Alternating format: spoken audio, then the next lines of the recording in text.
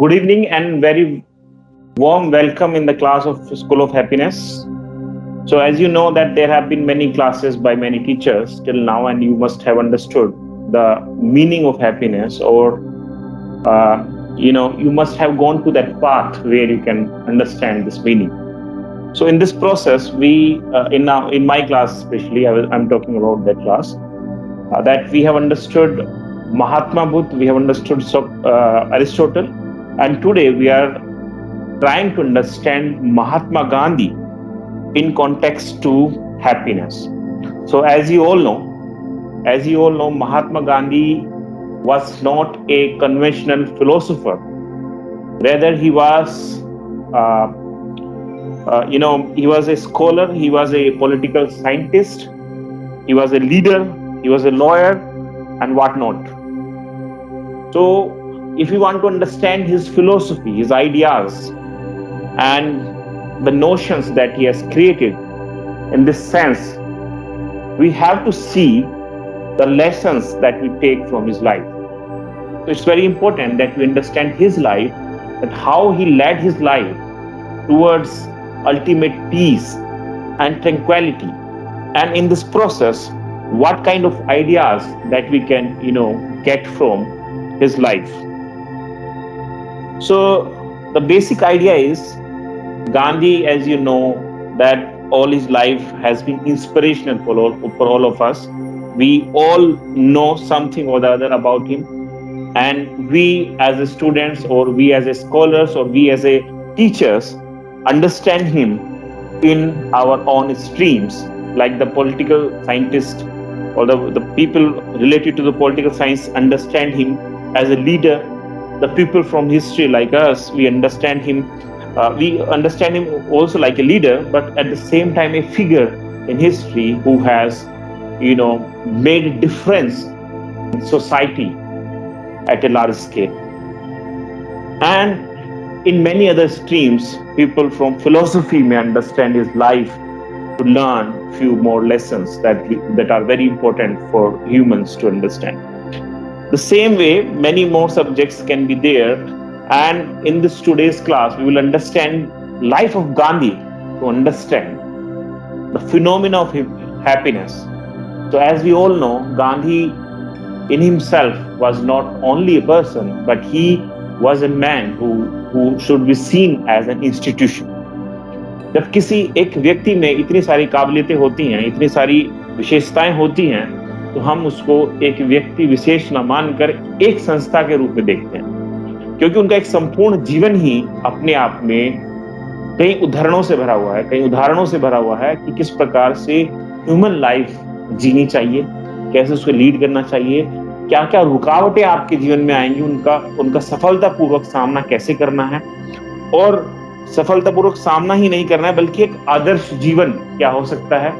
इस तरह के बहुत से मसले, बहुत सी चीजें हम गांधी के जीवन से सीख सकते हैं। So in this process of understanding we will understand what he said about particular things like happiness, what he said about peace, what he said about ahimsa, and so on and so forth. So why we are trying to understand this way? Because we all know Gandhi was pretty much influenced by this idea of ahimsa, that was I think directly taken from the Jainist or Buddhist theories, and not only these theories, but the religions which grew here in India, all were predominantly uh, full of ahimsa. They were non-violent in their nature. So we will understand this non-violent thing in regard to Gandhi. Not only this, we will understand some other aspects that how he leads life in the sufferings or in the calamities of life, how he faces them. So, as I told, his all life is a philosophy. His all ideas from his very childhood were very unique in its own ways. We will also understand many anecdotes, many stories related to him, and we will understand that how he has been, uh, successful into what he said. So the first thing that we talk about Gandhi is, let me change the slide.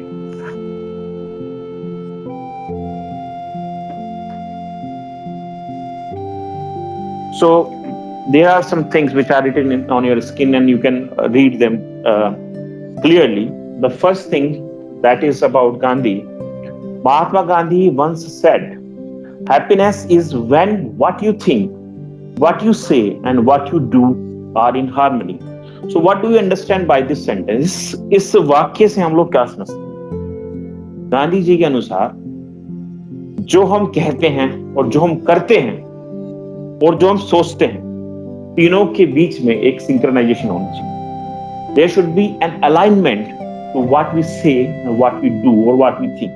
Because अगर हम कहते कुछ हैं, करते कुछ हैं और हम होते कुछ और हैं, तो मामला पूरा बिगड़ जाता है. क्योंकि हो सकता है हम अपने सामान्य जीवन में बहुत आदर्शवादी बातें करते हो, we are very ideal, but in our approach or in our doings we don't follow those things.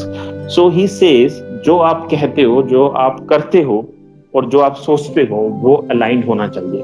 So we can find many examples from his life and we will learn about them further when we see this lecture going on.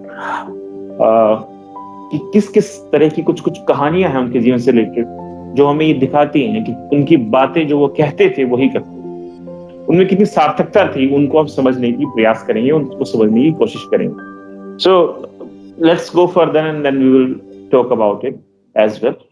Feeling good about yourself is the foundation for positive thinking and living a happy life.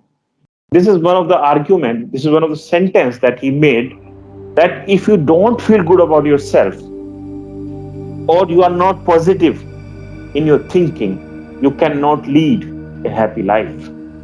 So the first theory and the first thing that we should learn about ourselves is that we should love ourselves and we should feel good about ourselves.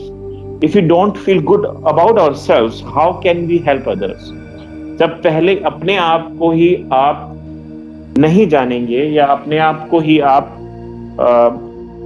परवाह नहीं करेंगे, तो आप दूसरों का ख्याल कैसे रख पाएंगे? अगर आप खुद ही स्वस्थ नहीं होंगे, फॉर एग्जाम्पल अगर आप खुद बीमार हैं, तो can you help others, can you serve others? The same thing is this.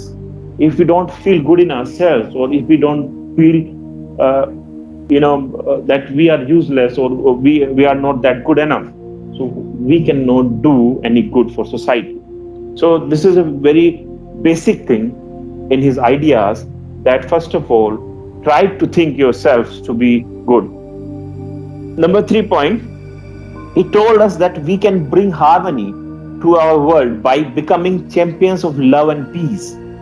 So his whole idea of humanity is based upon love and peace. मनुष्य और एक एक जीव के प्रति प्रेम की भावना को गांधी जी ने अपने जीवन में उतारने की कोशिश की. कुछ एग्जाम्पल्स आएंगे, मैं उनके थ्रू आपको समझाने की कोशिश करूंगा, क्योंकि ये थोड़ा लंबा टॉपिक है और लंबा सा लेक्चर है, इसलिए मैं थोड़ा तेजी से जा रहा हूँ, so that we can conclude within time and we can also talk about something if it is per second. तो वो कहते हैं कि आपको प्रेम और शांति, इन दोनों चीजों की हमें बहुत कोशिश करनी चाहिए अगर हम दुनिया में एक तरीके से एक हार्मनी लाना चाहते हैं, एक सद्भावना लाना चाहते हैं, तो हमें लव और पीस का चैंपियन बनना पड़ेगा. He led by example in following the several virtues and principles of life which we can incorporate in our daily practices to create more happiness. So there were some virtues, there were some sort of characteristics that we should follow, and there are some kind of theories that he propounded through his quotes. There are many famous quotes in which we can find the reflection of his life, and we can think of that how he led his life in this beautiful way. तो बहुत सारे quotes famous, बहुत सारी sayings हैं जो गांधी जी ने बोली हैं, और ना केवल बोली है बल्कि अपने जीवन में आत्मसात की है, उनको इनकलकेट किया है और उनको अगली पीढ़ी तक पहुंचाने का बहुत ही सफल प्रयास गांधी जी ने किया। तो वो कोट्स क्या हैं, वो चीजें क्या हैं, उनको हम देखते हैं और ये पता करने की कोशिश करते हैं कि कैसे गांधी जी का जो आइडिया ऑफ हैप्पीनेस है वो कुछ हद तक दूसरे लोगों से डिफरेंट कैसे है, या उसमें कौन सी ऐसी चीज हैं जो दूसरों से अनुग्रहित की गई हैं, ली गई। तो the first thing that he says, where there is love there is life. The numbering that you see has been done by me or someone, but don't think that he has said these things in numbers. He has said these things in some point of time in his life, and we are trying to understand those things. So where there is love there is life. सीधा सा फंडा उन्होंने बताया कि बिना प्यार के जीवन नहीं हो सकता। ये समझना बड़ा मुश्किल काम नहीं है। हम एक सामाजिक प्राणी हैं और even the animals understand the language of love. तो ह्यूमन तो उसकी सेंसिटिविटी तो और बहुत ज्यादा हाई है, तो वो कैसे प्यार नहीं समझेगा। अगर हम प्यार नहीं करते जीवन में एक दूसरे से, तो there is no life. If everyone is loathing around towards anybody or people are not happy with each other, or they have got in harmonious state of mind, so they cannot be happy, they cannot live a good life. So the first point is, where there is love there is life. बिना प्यार के जीवन नहीं हो सकता। This is one of the quotes that he has said many times in his life. Then there is the second thing about the vengeance, the revenge, जो बदले की भावना होती है हमारे अंदर, उसके बारे में जो दूसरा पॉइंट है वो लिखा हुआ है, an eye for an eye will only make the whole world blind. This is a very common perspective that we have been listening from our childhood, कि गांधी जी ने कहा है कि अगर आंख के बदले आंख लोगे तो पूरा संसार ही अंधा हो जाएगा। कहने और सुनने में ये बड़ी आसान सी बात लगती है, but if you think about it deeply, profoundly, you see this is truth. अगर कभी बदला खत्म ही नहीं होगा, अगर आपने मेरा कुछ बिगाड़ा, मैं आपका बिगाड़ूंगा, फिर आप मेरा उस बिगाड़ोगे, फिर उसका, तो the whole world will be affected, inflicted by this idea of taking revenge and vengeance. So इसके बारे में गांधी जी ने क्लियरली बोला है कि अगर आप चाहते हैं कि संसार में शांति रहे, उन्नति रहे, prosperity रहे, so you have to live this idea of taking revenge. Number 3, be the change you want to see in the world. Okay, this is also a very common understanding that we have, कि अगर आप दूसरों से जो उम्मीद करते हैं, पहले आप खुद को खुद वैसा होना पड़ेगा। सीधी सी बात है, अगर आप चाहते हैं कि आपके ऑफस्प्रिंग्स, आपके बच्चे आपकी सेवा करें, आपकी बात सुने, तो पहले आपको अपने माता पिता की बात सुननी पड़ेगी, आपको वैसा बन के दिखाना पड़ेगा। सो ये बातें बड़ी आदर्शवादी हैं, बट इट्स वेरी ट्रू कि अगर आप किसी से ये उम्मीद करते हैं कि वो आपके साथ हमेशा अच्छा बिहेव करे, तो आपको भी उसके साथ अच्छा बिहेव करना पड़ेगा। even if that person is not older to you, even if that person is not higher in rank in comparison to you, even if that person cannot do any good for you, you have to give the proper respect and honor to the person, then only you deserve to get that honor in return. So इस तरह की बातें गांधी जी का कहना है कि जिस तरह की आप चाहते हैं कि आपके साथ बिहेव हो, आपके साथ अच्छा हो, तो आपको भी दूसरों के साथ वैसा बिहेव करना चाहिए। और आपको अपने गलत खराब समय के बारे में हमेशा याद रखना चाहिए कि मेरे साथ ऐसा होता था, तो मुझे दूसरे के साथ कम से कम ऐसा नहीं करना चाहिए। तो this is very common to be understood, but this is very influential कि हम इस बात को समझें। नंबर 4, truthful dealing even in the least little things of life is only secret of pure life. So, as you see, he says that हमें truthful रहना है, चाहे वो छोटी से छोटी चीज ही क्यों ना हो, चाहे वो वहां पर छोटे से छोटा ही नुकसान क्यों ना हो रहा हो, चाहे वहां पर कोई बहुत बड़ा फायदा या बहुत बड़ा नुकसान ही क्यों ना हो. There is one example from his life when he was little child, and a inspector of the school visited the school, and when he asked many students the some word meanings, so many of the students gave the right answers, but Gandhi did not know the fifth answer of those questions. So his teacher showed him some you know symbols or something that he could write them, but he did not listen to the teacher and he did not write that answer. So later on, his teacher scolded, but Gandhi was happy that he had done the right thing. He had done the noble thing. But he was sad and unhappy to know that his teacher was saying to do him some misdeeds, some wrongdoings. तो गांधी का जो बचपन से ही phenomena, बचपन से ही जो ideas थे बहुत क्लियर थे. अब वो कैसे थे, क्या थे, उसके पीछे there could be so many reasons. First of all, a child is pretty much inspired by the family. तो उनकी माँ से, उनकी माँ एक धार्मिक महिला थी, इस तरह की बातें हम पढ़ते हैं, सुनते हैं, उनसे कुछ गुण आए थे उनके. Sometimes we see that he was fond of reading books and he had gone through Gita, he had gone through the stories of Tolstoy, and he had extensively read things, the Gospels, and so many things in his life. तो अगर वो बचपन से ही इतने उपदेशात्मक चीजों को पढ़ रहे थे, इतनी सारी चीजों को सुन रहे थे, तो निश्चित रूप से वहां से भी वो कुछ सीख रहे थे और कुछ उनकी अंत प्रेरणा थी. कई बार क्या होता है कि आपके अंदर से इंस्पिरेशन आती हैं और आप कुछ अलग होते हो. तो गांधी जी में ये चीजें बचपन से थी कि he was very truthful towards thing, even if he had to be penalised for that. यदि उसको दंड भी मिल जाए उस चीज के लिए, या उनको उसके वजह से नुकसान भी हो जाए, तो भी वो ट्रुथ को नहीं छोड़ते थे. तो गांधी जी का आपको पता है दो चीजें बड़ी फेमस है, सत्याग्रह और अहिंसा.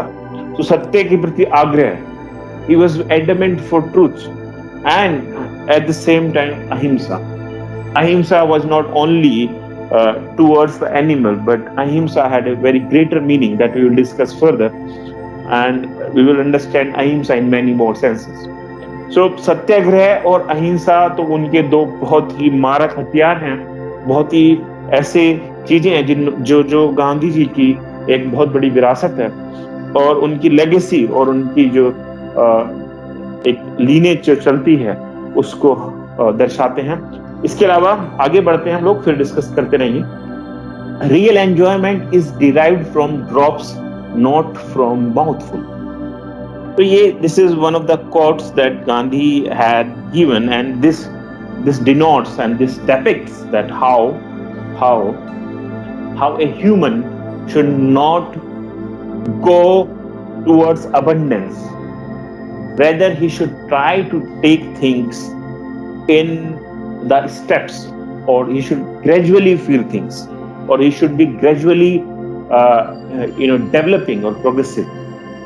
इसका कहने का मतलब ये है कि आप इकोनॉमिक्स के सिद्धांत से समझ सकते हैं. अगर आपको पहली रोटी दी जाती है तो you find it very tasty and very satisfactory. The second bread that you take, it gives you satisfaction, but not as much as the first one gives. The third one, it gives the lesser satisfaction. The fourth one, more, lesser and lesser.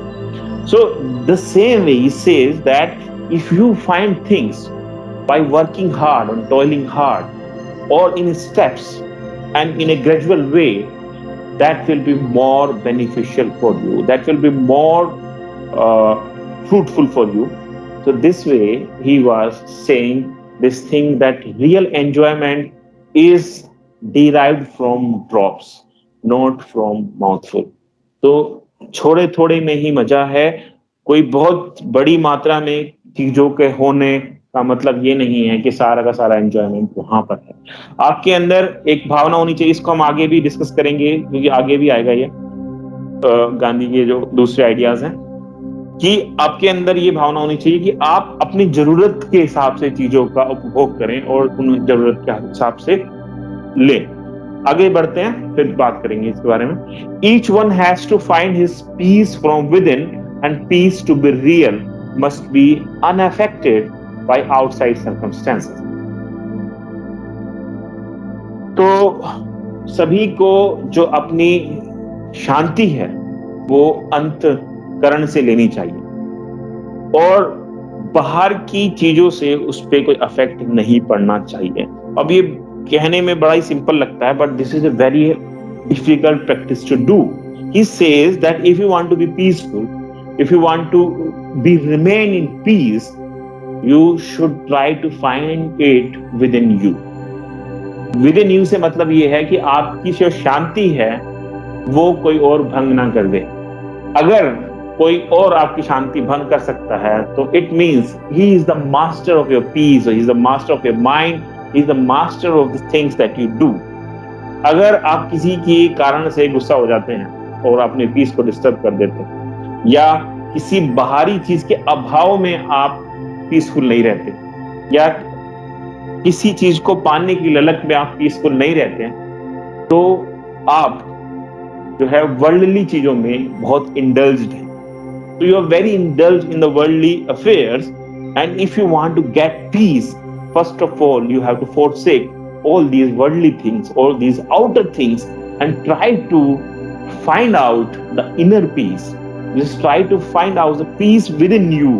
You just try to find out the peace which has been derived from the inner practices that you do, or that could be, for example, meditation, that could be, for example, mindfulness, that could be, for example, so many other things, or thinking about godly things, or being very spiritual, or anything like that, but try to do it within yourself. अगर आपकी piece बाहरी चीजों से जुड़ी हुई है, बाहरी प्राप्तियों से जुड़ी हुई है, और बाहरी सफलता पर ही केवल आश्रित है, तो आपको पीस प्राप्त नहीं हो सकती। अंतःकरण से ही पीस को प्राप्त किया जा सकता है, क्योंकि बाहरी चीजें हमेशा एक जैसी नहीं रह सकती। Sometimes you can be very successful and you get the first prize in something. Sometimes you can be failed. Sometimes you did not achieve the goals that you have set in your services or something, but even though you cannot be dissatisfied if you are peaceful internally.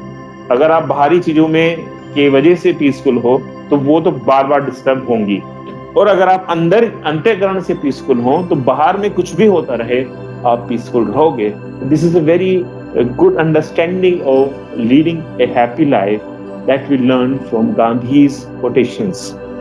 Another point, the best way to find yourself is to lose yourself in the service of others.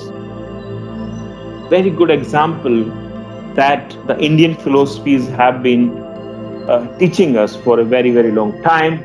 Even if we understand Jainism or Buddhism, or we understand the Upanishads, we find that we have to impart ourselves in the service of others if we want to lead a very beautiful life. कहने का अर्थ ये है कि मनुष्य का जन्म जो होता है, गांधी जी के अनुसार भी और हमारे जो सब कॉन्टिनेंट की फिलोसफीज हैं उनके अनुसार भी, उनमें ज्यादातर फिलोसफीज का ये कहना है कि जो मनुष्य का जो जन्म होता है वो अपने लिए नहीं होता। मनुष्य का जन्म ही होता है दूसरों की सेवा करने, दूसरों की सहायता करने के लिए। उसका परम लक्ष्य और परम कर्तव्य ये होना चाहिए, बाकी चीजें तो इन द वे होती चली जाती।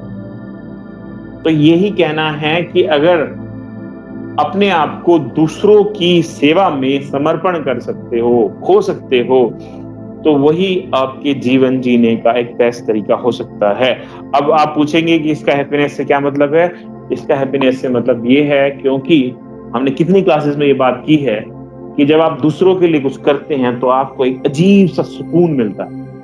And sometimes this satisfaction is indescribable, this can not be described in words.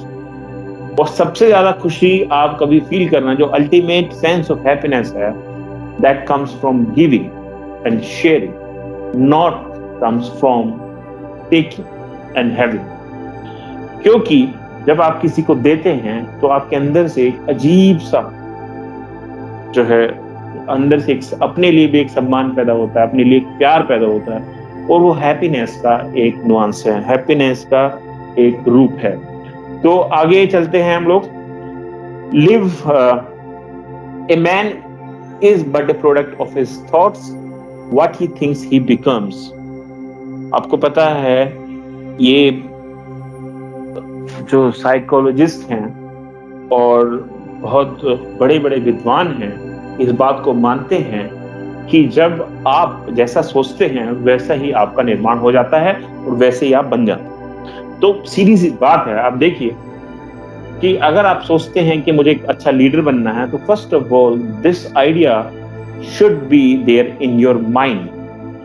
First of all, अगर आप अच्छा टीचर बनना चाहते हैं या कुछ भी करना चाहते हैं, सबसे पहले वो आइडिया आपके दिमाग में आएगा, आपका दिमाग उस पर काम करेगा, और फिर आपका जो सबकॉन्शियस माइंड है, एज अ साइकोलॉजिस्ट से today, but Gandhi was saying this thing in 1940s और उससे भी पहले, उन्होंने कह दिया था इस बात को कि जैसा हम सोचते हैं वैसे हम बन जाते हैं। और उसी को आज बहुत सारे साइंटिस्ट भी सिद्ध करने की कोशिश कर रहे हैं, उसी चीज को बहुत सारे अलग अलग विद्वान भी सिद्ध कर चुके हैं या कर रहे हैं कि जैसा हम सोचेंगे वैसे हम बन जाएंगे। अगर हम कुछ नेगेटिव और अलग तरीके से चीजों को देख रहे हैं तो हम वैसे बन जाएंगे। अगर हम आदर्शवादिता में चीजों को जीने की कोशिश कर रहे हैं, देख रहे हैं, समझ रहे हैं और कुछ और महान बनने की कोशिश कर रहे हैं, तो हम वैसे बन जाएंगे।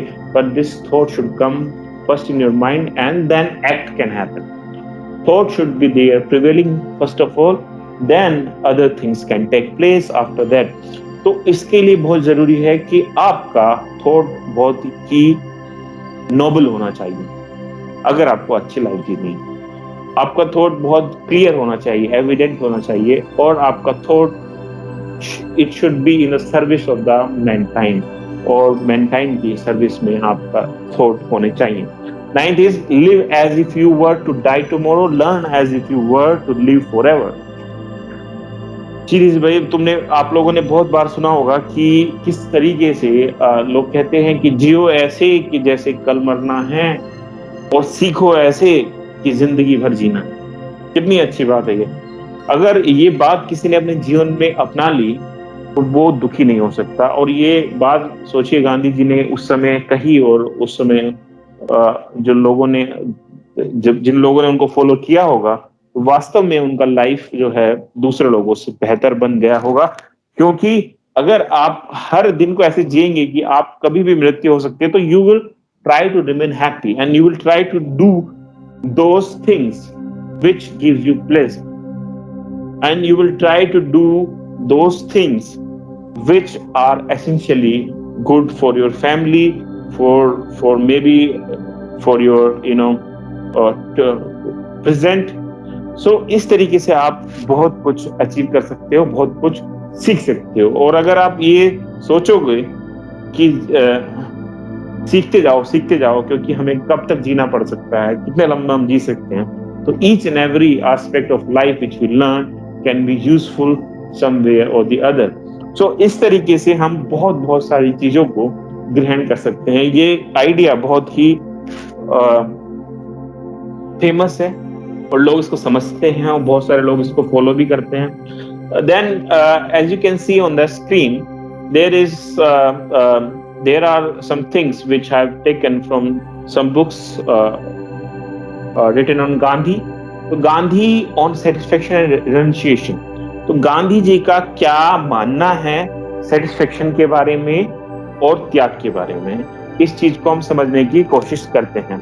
So As you can read on the screen, we notice that the mind is a restless bird. ठीक है, दिमाग आपको पता है कितना एक आजाद पंछी की तरह होता है, और it is not easy to take control over it. The more it gets, the more it wants.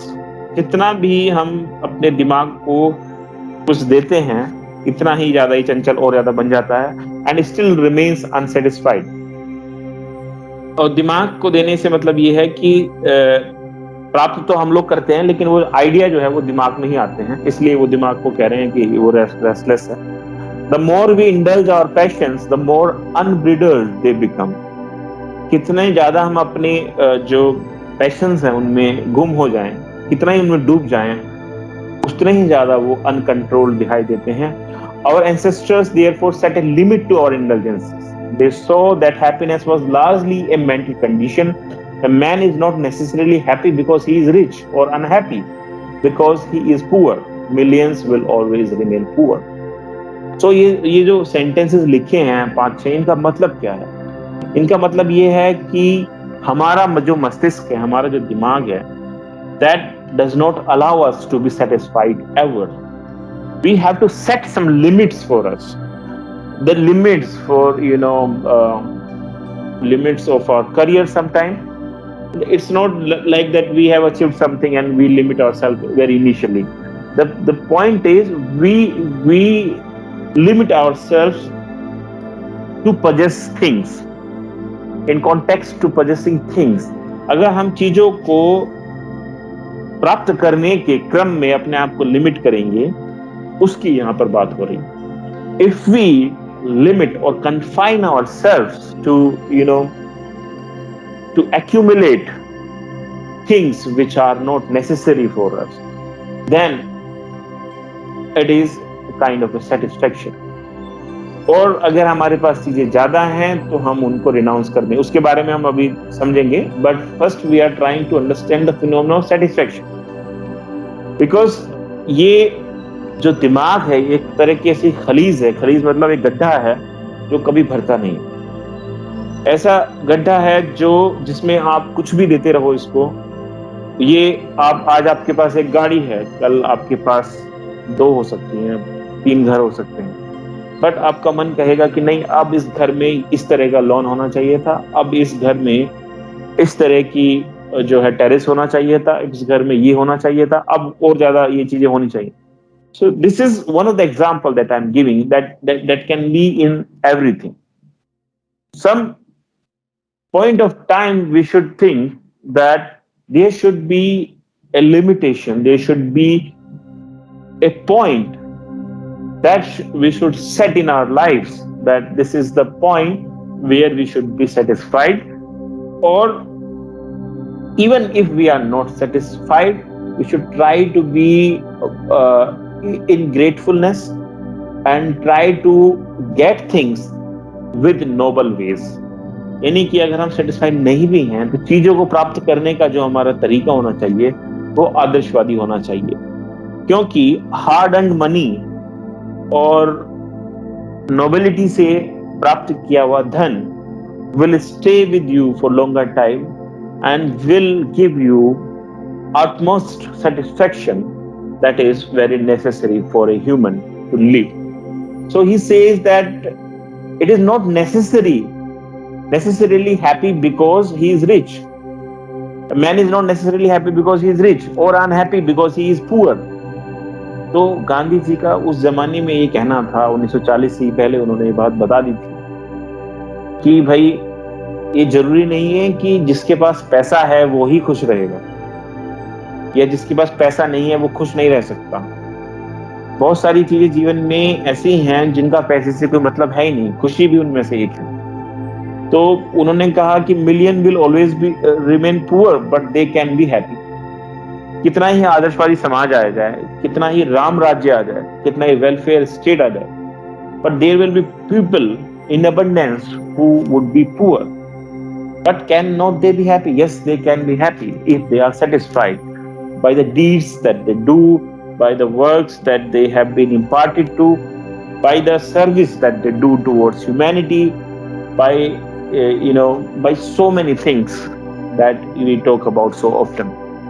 So let's go to the next point, then we'll talk about it later as well. There is nothing that wastes the body like worry. जैसे हम लोग कहते हैं ना, एक कहावत आप लोगों ने सुनी होगी, चिंता चिता के समान है। गांधी जी ने भी ये बात कही थी कि यदि आप चिंताएं करते हैं तो आपका शरीर और स्वास्थ्य और मन जितना खराब होगा उतना जीवन में किसी चीज से नहीं होगा। So he says that let's forsake the worry and be cheerful and impart ourselves in the service of humans. तो ये उन्होंने बहुत बड़ी बात कही कि आप जो हैं चिंता ना करें, नहीं तो आपका स्वास्थ्य, आपका मन और सब कुछ खराब हो जाएगा। Then the third point is happiness, the goal to which we all are striving, is reached by endeavoring to make the lives of others happy. ये बात हमने अभी थोड़ी देर पहले की थी कि दूसरों के जीवन को खुश रखकर ही हम हैप्पीनेस के लक्ष्य को प्राप्त कर सकते हैं। बड़ी सिंपल सी बात है, ये हमें समझ में आ गई है, लेकिन हम इसको किस तरीके से अपने जीवन में उतारते हैं, that's a different thing. Then, and if by renouncing the luxuries of life we can lighten the burdens of others. Gandhi ji का ये मानना था, यदि हमने अपने कुछ सुख संसाधनों को कम कर दिया तो बहुत सारे लोगों के ऊपर से हम बर्डन को कम कर सकते हैं।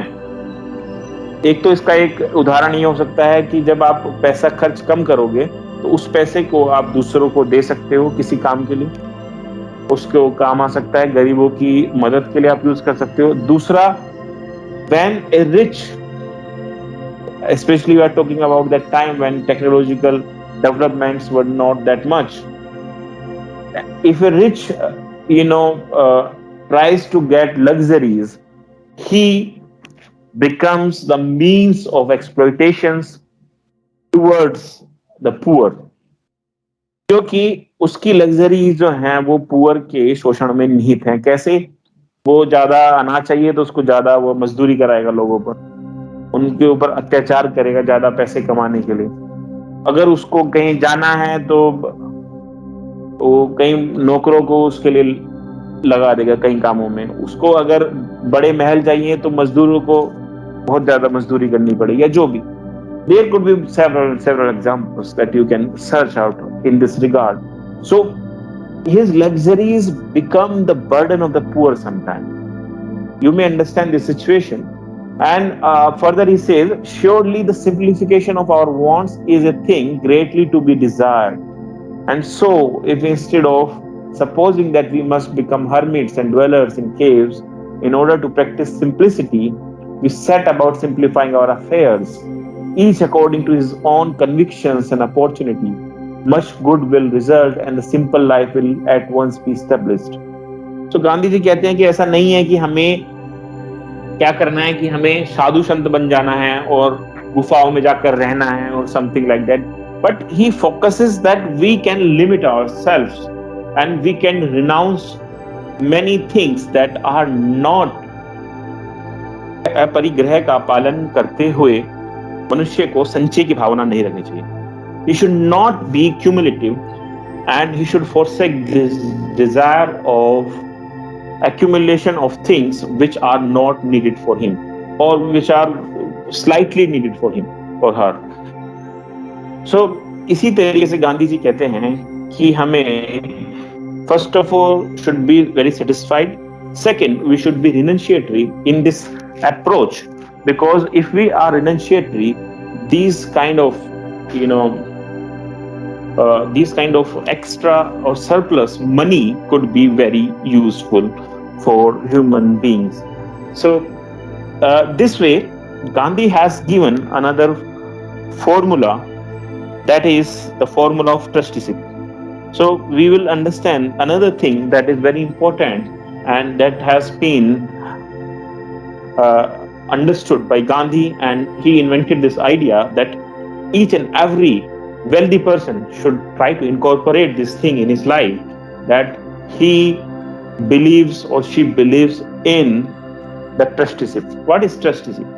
Trusteeship का मतलब ये होता है कि अगर आपके पास अत्यधिक पैसा है और वो आपके किसी काम का नहीं है, इन द सेंस कि all your needs are fulfilled, you have all your homes and proper wealth and good money for your offsprings and many more. Even Gandhi says that it is not needed that a human lives money for his offsprings, because if he lives money for them, they can be corrupted, they will not work hard. So he says, according to the formula of trusteeship, he says all the money which is surplus should be given in the service of the mankind. तो गांधी जी का कहना है कि जो धनी लोग हैं, जो बड़े व्यापारी लोग हैं, जो जो इंडस्ट्रियलिस्ट हैं बड़े, उनको क्या करना चाहिए? उनको अपने धन को किसी संस्था के अधीन कर देना चाहिए, और वो संस्था उन लोगों की मदद करेगी जो उसके नीडी हैं। तो ये ट्रस्टीशिप का जो आइडिया था गांधी का, वो बहुत ही इम्पोर्टेंट आइडिया रहा है। इसके अलावा एक बहुत the human who is indulged in consumption and production paradigm, he should try to come out of it. कहने का मतलब ये है कि हम एक भौतिक युग में हम सभी लोग क्या करते हैं? प्रोडक्शन एंड कंजम्पशन के एक विशेष साइकिल में उलझे हुए हैं। We all are indulged, or we all are badly engaged in this idea of production and consumption. You see, Gandhi was not actually much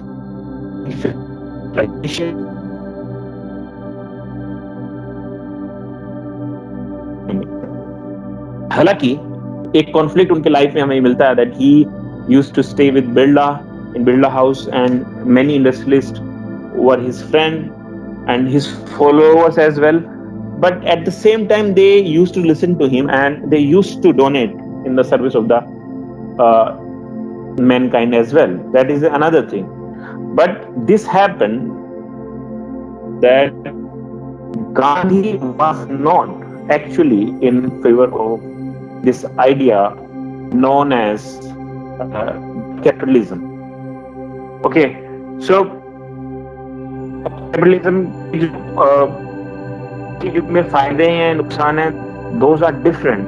But during this time, when world was not that much populated, one can think of it as the reality that we do not need that much of capitalism, or because the idea of capitalism could also exploit humans, could exploit the poor class.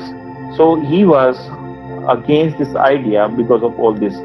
So मैं आपसे ये कहना चाहता हूँ कि गांधी का जो विचार था कि पूंजीवाद का जो तरीका है वो अत्यधिक कंजम्पशन पर जोर देता है और झूठी मांग पैदा कर देता है। What is the fake demand? Fake demand ये होती है कि आपको एक साबुन की आवश्यकता है, लेकिन एडवर्टाइजमेंट के थ्रू और प्रोडक्शन के थ्रू और by other many means it will show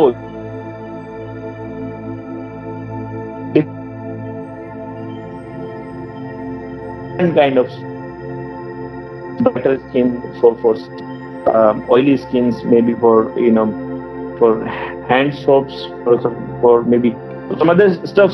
So it shows that capitalism has its own ideas and how to exploit humans, but the other way around, capitalism also gives work to the people, to the increasing population. So there were some conflicting ideas in approach towards capitalism, but all over he was in favor of the society which is self-reliant. Gandhi was in the favor of the society which should be self-dependent in a way, because if the society is self-dependent, it can create occupation for itself, it can create production for itself, सो गांधी जी का एक phenomena ये भी था, एक मानना ये भी था कि गांव इस तरह के हों, गांव के बारे में खासकर उन्होंने कहा था, ये हैप्पीनेस से संबंधित बात इसलिए है क्योंकि वो सेटिस्फेक्शन की बात आ रही है इसमें बार बार, इसलिए हम इस बात पर चर्चा कर रहे हैं कि गांधी जी जब गांव की भी बात करते हैं तो वो कहते हैं कि ऐसे गांव होने चाहिए जो अपने उत्पादन की सारी चीजें अपने यहाँ पर लगभग सारी चीजें उत्पन्न कर लें, और उनमें जो निर्भरता भी हो, आपसी निर्भरता गांव में वो ऐसी हो कि उसकी उनको बहुत ज्यादा ना पड़े. So this way he was in favor of such a society which was not that much capitalist in approach. Rather, uh, it was a society which is uh, um which is socialist in approach in some ways, and which is interdependent, or which cares for from the big to the little, or maybe छोटे से बड़े का सबका ध्यान रखने वाला एक समाज, एक ऐसे नजरिए की बात गांधी जी कर रहे थे.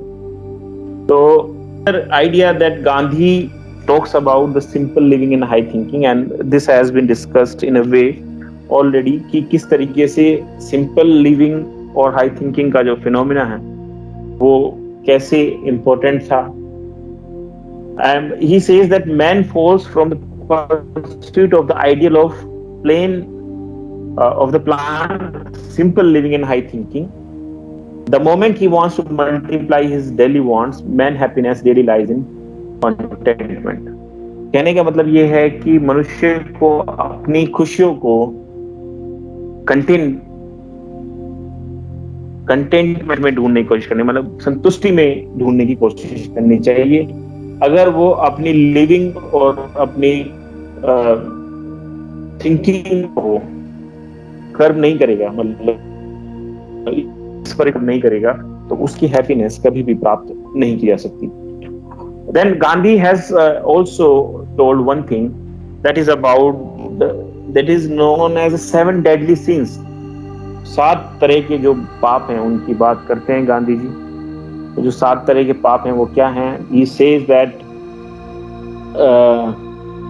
wealth without work, जो धन आप बिना काम के कमाते हैं, और pleasure without conscience, और बिना समझ के जो आप प्लेजर प्राप्त करते हैं.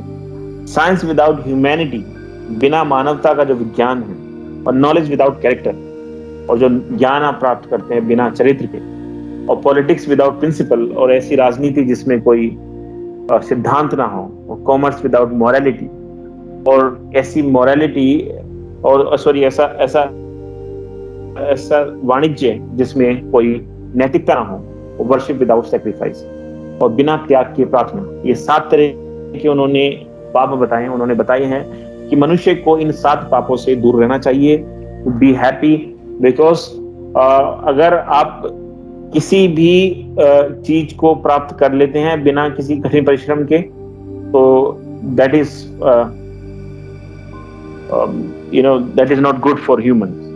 यानी कि there should be hard earned money, खून पसीने की कमाई होनी चाहिए, तभी ये आपके लिए इम्पोर्टेंट है.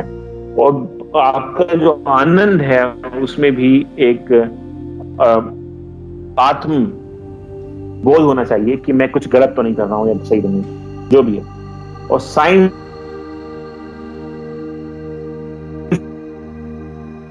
मानवता चाहिए, और नॉलेज बिना कैरेक्टर के वो नॉलेज भी किसी काम की नहीं. So these are some of the things that he has said.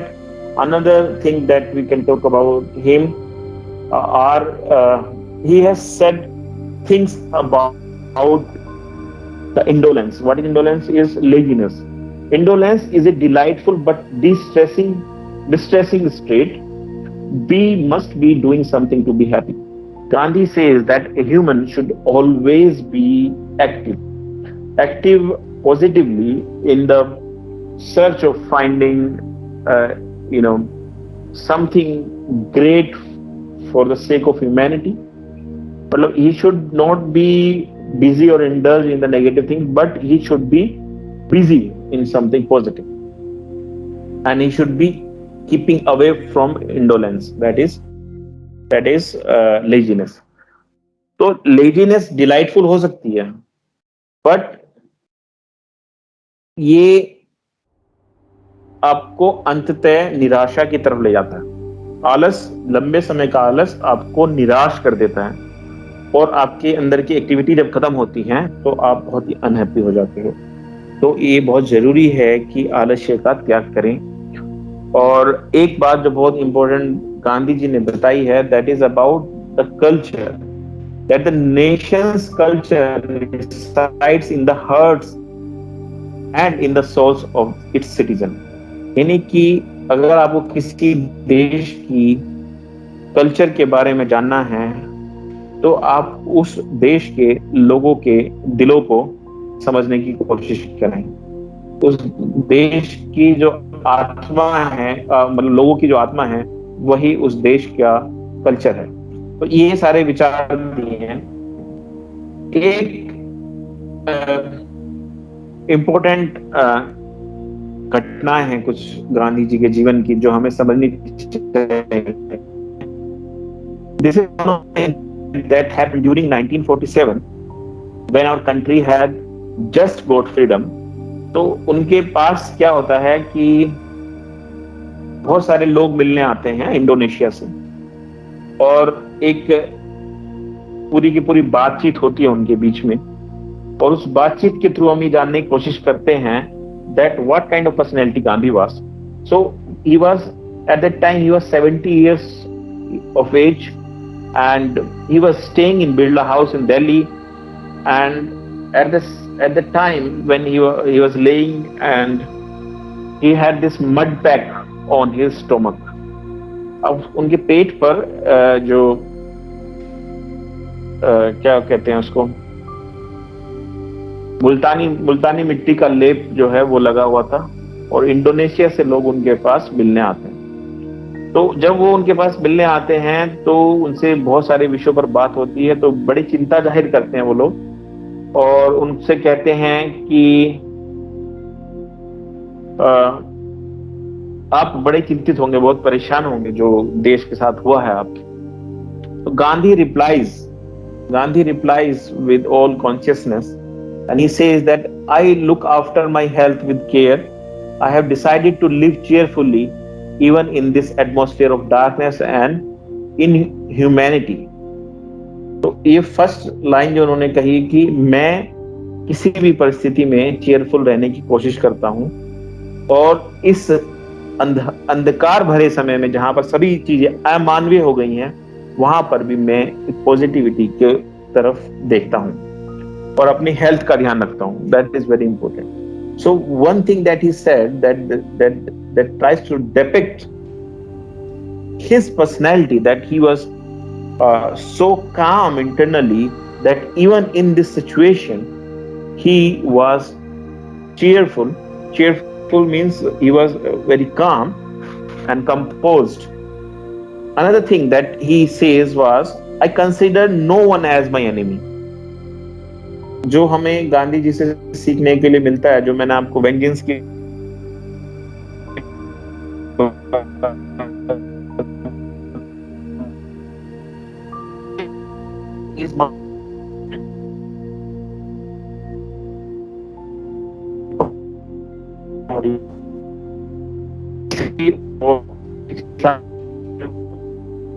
no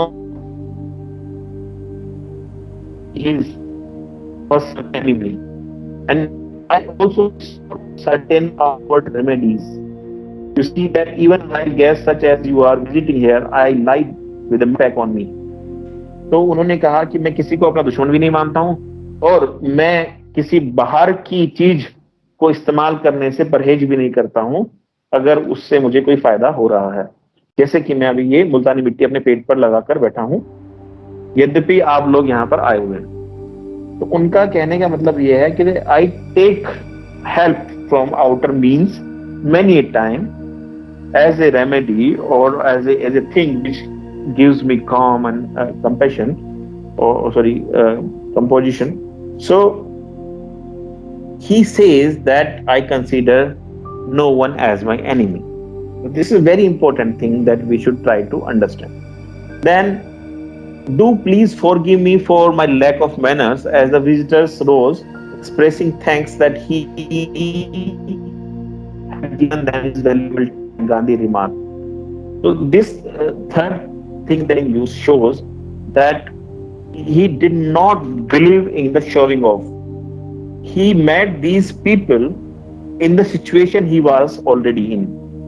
तो जिस तरीके से वो लेटे हुए थे, बर्ड पैक लगा हुआ था, आराम कर रहे थे, और उसी स्थिति में वो बाहर से आए हुए डिग्नेटरीज से मिले, और उनको अपना टाइम तो दिया ही दिया, बल्कि उनके सामने उन्होंने एक तरीके से अपना ग्रेटिफिकेशन और ग्रेटिट्यूड भी शो किया, ग्रेटफुलनेस भी शो की, कि मैं आपका आभारी हूँ कि आप आए, और मतलब उन लोगों ने तो आभार दिया ही, और गांधी जी ने भी आभार किया कि this is my pleasure, this the pleasure is mutual, I have also been very happy to meet you, if you have occasion to come this way again and I am still alive, do come and see me.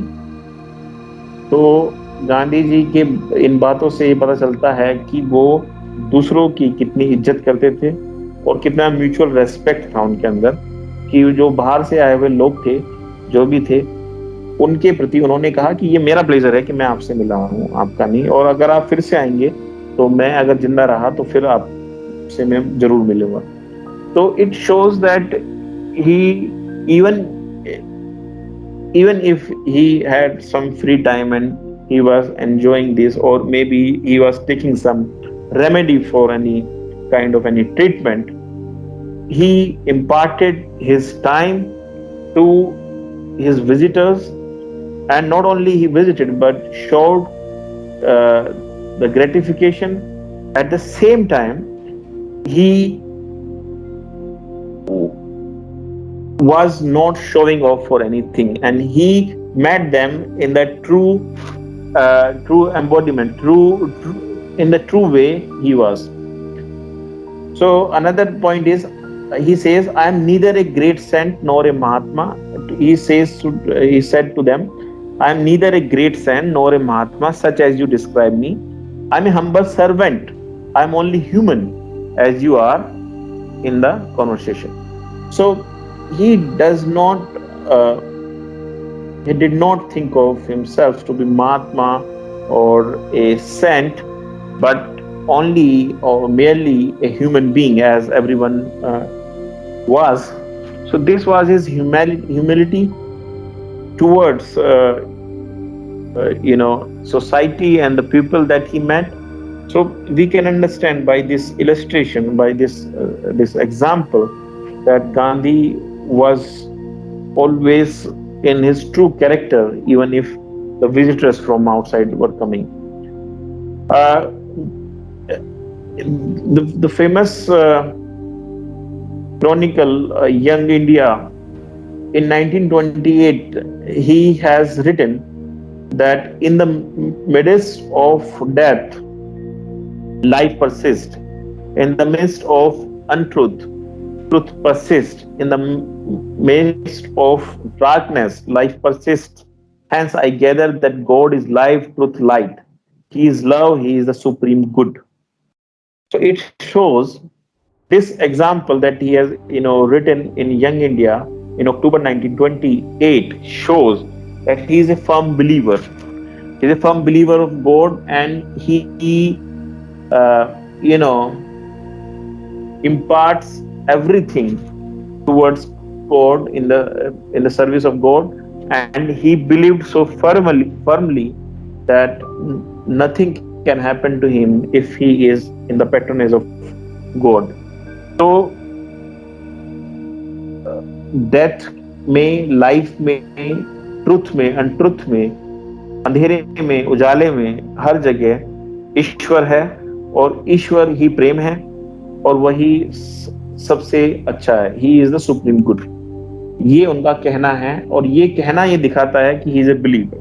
So one can be believer of God, one can be believer of any other faith, one can be believer of anything. But if someone is believer, he may derive uh, an extra edge of positivity towards anything while he commits something. तो ये एक बहुत important बात है। इससे संबंधित एक कहानी भी है कि बचपन में जब गांधी जी अंधेरे में बैठे हुए थे एक कोने में, मतलब घर में बैठे हुए थे अपने, लेकिन उनको एक अंधेरे कोने से देखकर डर लग रहा था। तो और उनको बालकनी से मतलब उनको उस लॉबी से निकल कर जाना था। तो ही वॉज वेरी फ्राइटेंड। तो उनकी एक काम करने वाली दाई ने कहा कि बेटा क्या हुआ? तो वो कहते हैं कि मुझे बहुत डर लग रहा है।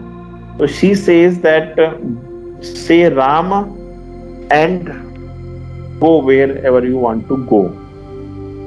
So this story, this makes us understand that from his very childhood, he understood that there is a power, a supreme power of God. Some say it God, some say it nature, some say it something else. But people believe that there is something which is propelling us. So we should believe, we should be believer. And if we want to do something and we want to cultivate some positivity in us, we should be, firm believer. Then this purification of soul. He talks about purification of souls in his own way. There is one incident. When Gandhi was 45 years old,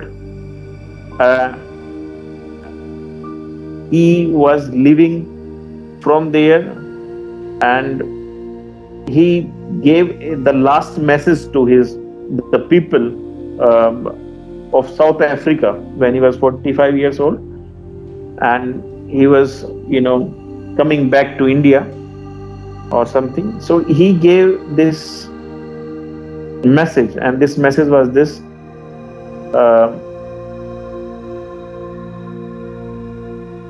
he asked them to pray that the approbation of his own conscience would be my first, second and last concern. आत्मा के शुद्धिकरण की बात की उन्होंने कहा कि अपने आप को बेहतर से बेहतर इंसान बनाना ये मेरा पहला, दूसरा और अंतिम लक्ष्य है। So it says, it shows he believed in the purification of soul. अपनी आत्मा के शुद्धिकरण में बड़ा बिलीव था, ईश्वर में विश्वास था। और तीसरी चीज जो है बहुत ही इंपॉर्टेंट है, वो है weapon of the weak. Gandhi ji always thought that each and every work that is done should be in the favor of the last man of the society. अब एक बड़ा ही इंपॉर्टेंट इंसिडेंट है जो अगस्त 1947 में हुआ, उसके बाद हुआ जब देश आजाद हो गया था। So he wrote to one of his friend who was in Kolkata, that he wrote that I will give you a talisman. Whenever you are in doubt or when the self becomes too much with you, apply the following test. Recall the face of the poorest and the weakest man whom you may have seen, and ask yourself if the step you contemplate is going to be of any use to him. So he says that whatever you do, whatever is done by you, whatever the things that you are going to do should be in the favor of the last man of the society. So he said that will he gain anything by it? Will it restore him to a control over his own life and destiny?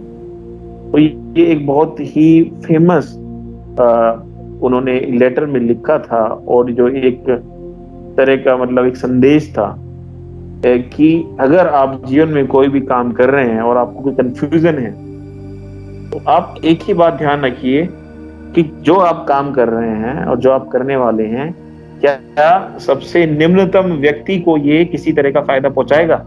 और अगर हाँ, तो ये अच्छा काम है, नहीं तो ये उतना बेहतर काम नहीं है। Then it's not that noble a deed. So let's go further.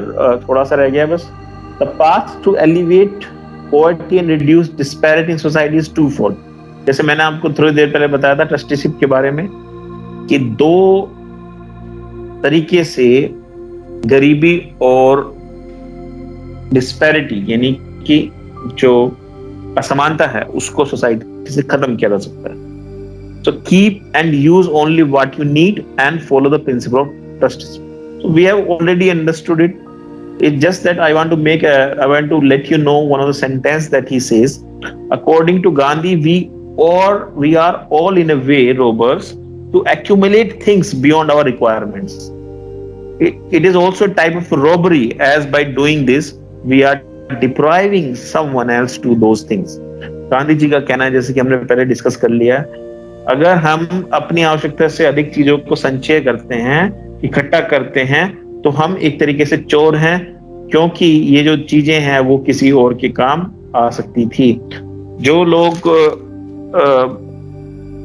बहुत ज्यादा चीजें इकट्ठी कर लेते हैं, let's see in the time of pandemic when some certain medicines were needed and people had accumulated them in their houses, or maybe some retailers had accumulated them to sell them off later with higher price.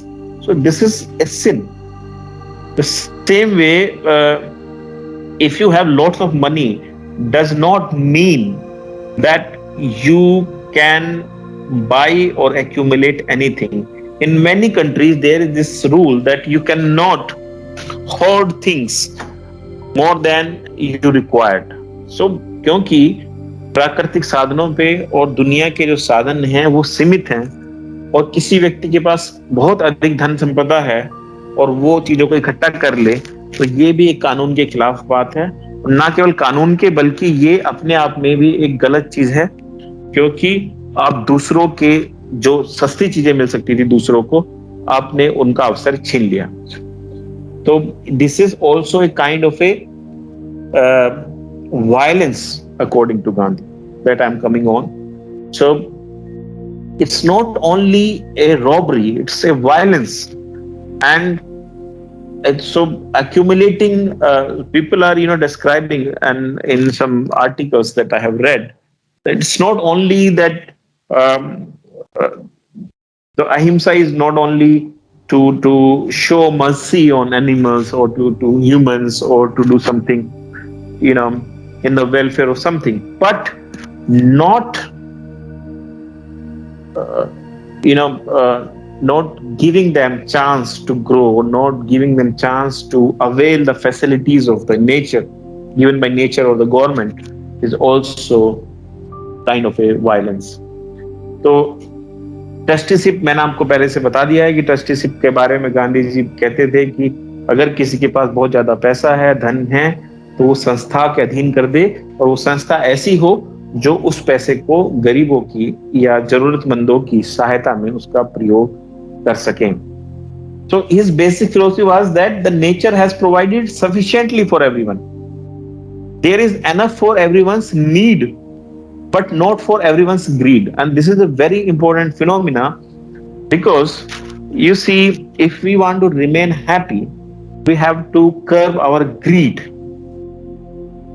And Gandhi understood this thing way before, and he tried to make us understand by these examples and quotations and theories that he had propounded.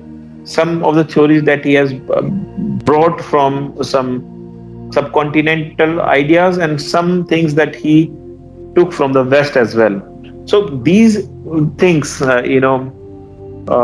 collectively, made an impact on the society.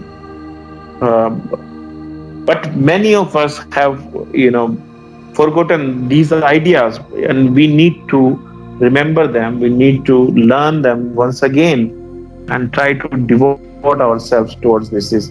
So in the last two more things, he believed in the minimum need program that we have already discussed. I'm just using this word right now. That Gandhi suggests you to eat simple food and only as much as our body requires. We will be satisfied with small living quarters and keep our others needs in life to minimum. अगर हम अपनी आवश्यकताओं को सीमित कर लें, कम कर लें, तो we will realize that if we follow this principle and possess fewer assets, we will become purer and truer person. Gandhi ji कहते हैं कि जितनी कम चीजें आपके पास होंगी, जितनी उतना ही कम आपके ऊपर बर्डन होगा और उतने ही सच्चे आप व्यक्ति होंगे. तो नॉन एक्यूमुलेशन, अपरिग्रह के ऊपर बहुत ज्यादा बल दिया उन्होंने, और उन्होंने खुशी का एक बहुत इंपॉर्टेंट एक जरिया ये बताया कि आपको चीजों को इकट्ठा नहीं करना है, आपको रिनंशिएट करना है, त्यागना है, और बिना त्याग के, प्रेम के आपको मिल सकती. So all in all, there are so many things that we can talk about him. He says happiness is not in possessing material things, but in being content with what we have. जो भी हमारे पास है उसमें संतुष्ट रहना सीखें. In this sense, man is his own friend or enemy. His salvation or bondage is in his own hands. इस तरीके से आदमी जो है अपना दुश्मन और दोस्त खुद से है, और उसकी मुक्ति या उसका बंधन उसके अपने हाथों में है. अगर उसकी जीवात्मा, उसके सोल यहाँ के प्लेजर्स और लेजर्स में उलझी हुई है और जो वर्ल्डली अफेयर्स हैं उनको ही सब कुछ मानती है, तो that can never be salvation, that can never be getting the eternal truth और द एटर्नल सेटिस्फैक्शन. तो ये बहुत जरूरी है. अगर आपको मुक्त होना है, निर्वाण प्राप्त करना है, तो आप इन चीजों से बाहर रहें, इन चीजों को सीमित कर दें. And he believed in hard-earned money, that I have already told you. If everybody lived by the sweat of his brow, the earth would be a paradise. There is this book called The Mind of Gandhi, and in this book it has been written कि अगर सभी लोग अपने खून पसीने की कमाई से जिएंगे तो दुनिया एक स्वर्ग की तरह बन जाएंगी. So his whole idea of production and consumption, which he describes to be a vicious cycle, क्योंकि अगर आप कंजम्पशन करेंगे तो प्रोडक्शन होगा, और प्रोडक्शन ज्यादा होगा तो आपको कंजम्पशन करना पड़ेगा, क्योंकि कैपिटलिज्म आपको मजबूर कर देगा वो करने के लिए. तो इस तरीके से गांधी जी ने इसको भी एक तरह की हिंसा बताया था कि आप जो हैं उन चीजों को इकट्ठा करते हैं और दूसरों के हिस्से को आप छीन लेते हैं, प्लस अपने आप के साथ भी आप अन्याय करते हैं, क्योंकि आप उन व्यर्थ चीजों को इकट्ठा करने के लिए अलग से गलत तरीके से या सही तरीके से अधिक मेहनत करके पैसा इकट्ठा करते हैं और उसको अनावश्यक चीजों में खर्च कर देते हैं. तो there are so many things which are interrelated, intermingled, and we have to understand them, that how his ideas were not only limited to the human life and society, but they were related with the economy sometime, and many of his thoughts like self-reliant economy, and he did not believe much in capitalism. He did not believe much in the railways and the transportation, rapidly going here and there. He said that it could increase pandemics. It could during this time he said that railway can increase these kind of epidemics. तो उस समय उन्होंने ये बात कही, हालांकि railway हमारे लिए बहुत जरूरी है, लेकिन उन्होंने उसकी कमियां भी बताई, दिक्कतें भी बताई कि जो बीमारियां धीरे धीरे फैलती थी वो बहुत तेजी से फैल सकती हैं और उसके बहुत सारे नुकसान भी हो सकते हैं. So in some ways people may critic that he was not progressive in approach. He did not believe in the scientific ideas many times, but all in all we can say that he had some kind of argument which was relevant many a time. So in one's life, we see that we cannot imagine one person to be thoughtful in each and every regard, but in many regards, more than many scholars and thinkers of the world, he was much ahead, and we should try to take those things which are very relevant on his part, and forsaking all those things which cannot be uh, applied in today's world, like that I said about railway, or maybe that self-reliant economy of today's world. So this was it for today. I would say that in concluding remarks, I would say the whole life of Gandhi, the whole life of Gandhi was a philosophy. And if we want to understand Gandhi, we should learn by his doings, not only by his sayings. Because in the first sentence, in which I said there should be harmony between what you said, what you do, and what you think, the same way Gandhi has tried to make this proverb to be very true, and we should look up to his life to understand him better. So happiness के नजरिए से भी उनके जीवन को यदि अपना ले कोई भी व्यक्ति, तो वो ज्यादा सेटिस्फाई रहेगा. वो satisfaction gives you peace, satisfaction gives you composition and happiness. So ये बहुत जरूरी है कि हम इन सब चीजों को मान्यता दें और गांधी के जीवन से समझें.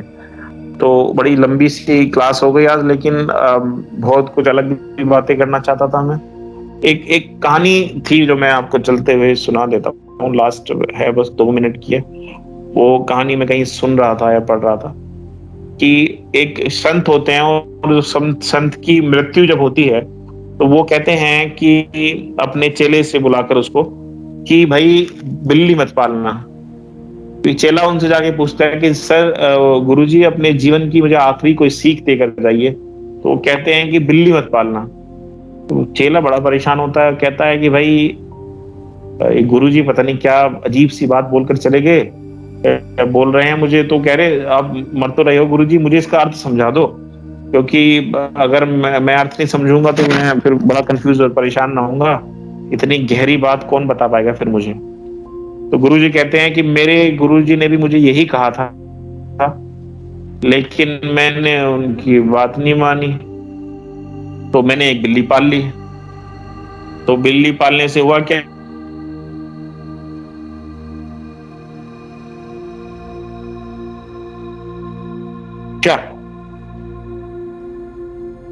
सो ये सेड कि मैं दिन भर तपस्या करता था और एक टाइम गांव में भिक्षा मांगने के लिए जाता था. तो गांव वाले मुझे भिक्षा में अनाज दे दिया करते थे, कभी रोटी कभी चावल ये कुछ. लेकिन जब मैंने बिल्ली पाल ली तो मुझे उसके लिए दूध भी मांगना पड़ता था घर घर जाकर. तो जब दूध मांगता था तो गांव वालों ने कई दिन तक दूध दिया, वो परेशान हो गए. फिर उन्होंने कहा कि गुरुजी आप एक गाय पाल लो, आपको भी दूध मिल जाएगा, और जब आपको दूध मिल जाएगा तो बिल्ली को भी मिल जाएगा और दोनों को पूर्ति हो जाएगी. तो गुरुजी ने सोचा ठीक कह रहा है ये, और उन्होंने गाय पाल ली. थोड़े दिनों बाद उन्होंने देखा कि गाय के लिए तो चारे की जरूरत पड़ती है, तो चारा भी मांगना पड़ता है, किसी के खेत से फिर जाके कटवा के लाना पड़ता है. तो उनकी तपस्या में फिर भंग होने लगा, उनका काम जो है फिर रुकने लगा. तो उन्होंने कहा कि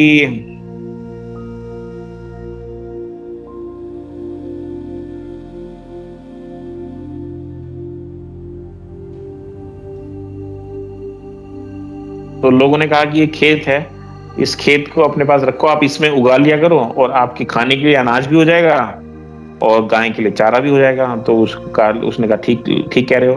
तो खेती भी करने लगा. तो फिर उसका और ज्यादा डिस्टर्ब होने लगा तपस्या को. अब जब वो खेती करने लगा तो उसने कहा कि ये तो मैं तपस्या ही नहीं कर पा रहा, मुझे टाइम ही नहीं मिल पा रहा. तो लोगों ने कहा कि आप एक काम करो, आप, ये विधवा है गांव की एक, और ये बेचारी का हस्बैंड की डेथ हो गई है और कोई है नहीं इसका, इसके पास भी खाने पीने को कुछ कुछ नहीं है, आप इसको अपनी शादी कर लो आप इससे, और जब इससे आप शादी कर लोगे तो आपकी सेवा भी करेगी और ये खेती भी करेगी, गाय का दूध भी दो देगी और बिल्ली को भी पाल लेगी। तो संत ने कहा ये भी ठीक कह रहे हो आप। तो शादी कर ली उसने। अब शादी तो कर ली उसने, तो अब शादी कर ली है तो अब वो तो एक संत था, उसके पास अपनी तपस्या करने के अलावा कोई काम नहीं था, थोड़ी सी वो भीख मांग के खाना खा लेता था। लेकिन अब उसके पास इतने सारे एसेट्स हो गए हैं, उसके पास बिल्ली हो गई, उसके पास गाय हो गई, उसके पास खेत हो गया, उसके पास वाइफ हो गई। तो अब इन सब के पालन पोषण की उसको चिंता रहने लगी। और अब वो जो दिन में पूरे पूरे टाइम तपस्या करता था, अब वो जो है उन सब में इंडल्ज हो गया और उसके बच्चे हो गए। बच्चे हो गए तो उसकी तपस्या गई भाड़ में। अब वो क्या तपस्या करे। तो उसके गुरुजी ने कहा कि मैं इसलिए कह रहा हूं कि बिल्ली मत पालना। तो this story what it tells us is कि आप एक चीज लेते हो, फिर उसको संभालते हो, फिर उसको संभालने के लिए दूसरी चीज लेते हो, फिर तीसरी लेते हो, या आप पूरी व्यवस्था बनाते हो। तो sometimes good for humans and societies, and society develop like this. But what we can learn from this story is that we do not have to be indulged in things. We have to curb ourselves to some extent. We have to be satisfied on a point, and we should try to be limited to a point. ये मैं कहने का आशय था। और गांधी जी का जीवन जो है वो बड़े बड़े लोगों के साथ रहे, बड़े बड़े इंडस्ट्रियलिस्ट के साथ रहे, लेकिन उन पर कभी भी ऐसा अपमानजनक कोई आरोप नहीं आया, क्योंकि उन्होंने बहुत ही सात्विकता से अपना जीवन जिया। और जो आलोचना करने वाले लोग हैं वो एक दो चीजों में आलोचना कर सकते हैं, बट ऑल इन ऑल हमें देखना चाहिए कि he was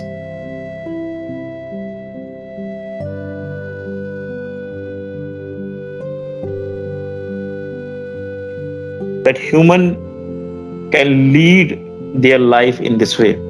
With this sentence, I would say that's it for today. Thank you very much. If you want to ask anything or want to comment or want to share something, you are welcome. Thank you, sir. Thank you. किसी को कुछ कहना हो तो कह सकते हैं आप लोग, नहीं तो फिर बंद करते हैं। नमस्कार सर। वैसे तो सर ये बहुत लंबा विषय हो जाएगा, पर फिर भी मैं एक बार कहना चाहूंगी कि जैसे आपने एक नॉन अकोमोडेशन के बारे में, यानी कि हमें अपरिग्रह नहीं करना, पर अगर हम सर, मैंने इस बात को अब मतलब कई जगह रखा भी और इस बारे में डिस्कशन भी किया कि हम चाहे वो प्राकृतिक संसाधनों का दोहन कर रहे हैं, तो वो उसका भी रीजन यही है कि हम कहीं ना कहीं गैर संचय कर रहे हैं, हमें बहुत चीजें चाहिए। तो पर ये दूसरा पक्ष नहीं, मतलब ये कहता है कि अगर हम ऐसा नहीं करेंगे तो हम प्रोग्रेसिव नहीं होंगे, तो प्रोग्रेस रुक जाएगी। हमें जो है प्रोग्रेसिव होना है, तो हमें जो है सेटिस्फाइड नहीं हो सकते हम किसी भी चीज के लिए। तो सर ये बड़ी चीजें ना बड़ी कॉम्प्लिकेटेड सी हो जाती है। वैसे मैं अपने आप सेटिस्फाइड हूँ, मैं बहुत छोटी चीजों से सेटिस्फाइड हो जाती हूँ, पर फिर भी ये मतलब कई बार समझाना, बच्चों को भी समझाना, या एक परिवार में या सोसाइटी में बड़ा मतलब कॉम्प्लिकेटेड हो जाता है कि आप सेटिस्फाइड हो जाओगे तो फिर तो आपके पास कोई आगे बढ़ने के लिए कुछ पैमाना ही नहीं रहेगा कि आप छोटी चीजों में सेटिस्फाइड हो। तो सर आप थोड़ा सा बताइए। जी, पहले भी कई क्लासेस में हम लोगों ने इस मुद्दे पर थोड़ी थोड़ी बात की है, लेकिन मैं फिर से इस पर थोड़ा प्रकाश डालना चाहूंगा। एक्चुअली क्या है कि आज के भौतिकवादी युग में हर एक बात को सिरे से मान लेना कोई बहुत मतलब अच्छी नीति नहीं होती है, और वो किस परिप्रेक्ष्य में बात कही है, हमें अपनी लाइफ में ये देखना पड़ेगा कि हम किस क्षेत्र में उसको अपना सकते हैं। अगर हम लोग करियर की बात करें, मेहनत की बात करें, तो हमें उसमें कॉम्प्रोमाइज नहीं करना चाहिए। मतलब हम आगे बढ़ते रहें, मेहनत करते रहें, बट एक्यूमुलेशन में तो हम कॉम्प्रोमाइज कर सकते हैं, उसको अपने आप को लिमिट कर सकते हैं। जैसे फॉर एग्जाम्पल अगर हमें कुछ सीखना है, तो सीखने से अधिक सीखने से शायद समाज का भला होगा, हमारे परिवार का भला होगा, हमारा भला होगा। लेकिन अधिक से अधिक सामान खरीदने से अगर हमारे पास पैसा भी है तो उससे हो सकता है कि ठीक है इंडस्ट्रीज का कैपिटलिस्ट का भला होगा, लेकिन क्या आप किसी तरह का और मतलब डायरेक्ट फायदा कर रहे हैं अपने आप का? ऐसा नहीं है। तो ये जो एक ट्रस्टीशिप की बात बताई गांधी जी ने कि अगर आपके पास बहुत पैसा आ गया है और आपके सामान्य सुख साधन पूरे हो गए हैं सामान्य, तो आप उसको बहुत ज्यादा संचय ना करें। उस पैसे को अगर आप कमाते रहें, ये भी नहीं कहा उन्होंने कि कमाते मत रहें, आप उस धन को एक तरीके से ट्रस्टीशिप के हवाले कर दें। उनका ऐसा मानना है। मतलब मैं नहीं कह रहा आपसे पर्सनली कि आप अपने पैसे को दे दें, लेकिन मैं ये कह रहा हूं कि गांधी जी कहते हैं, इसका हल ये बताते हैं कि आपके पास बहुत अधिक पैसा है तो आप उसको ट्रस्टीशिप के हवाले कर दें, जहां वो लोग जिसको हम आजकल एनजीओ कहते हैं वो, लेकिन वो भी कितने भरोसेमंद है वो सब तो आपको देखना पड़ेगा। तो वहां पर वो लोग जरूरतमंदों के लिए उसका कुछ इस्तेमाल कर सकें, है ना? तो ये